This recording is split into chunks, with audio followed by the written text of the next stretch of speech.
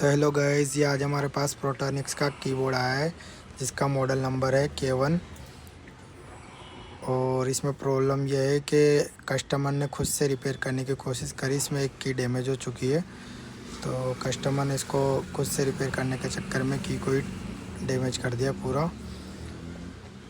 हमने इस पर से सारी जो की रहती है वो सब निकाल के एक बॉक्स में कलेक्ट कर लिया। अब इसको हम रिपेयर करने के बाद इसमें वापस सेट कर देंगे कीबोर्ड में। तो ये आप देख रहे हैं, ये मैकेनिकल कीबोर्ड है और ये इसकी कीज़ है सारी।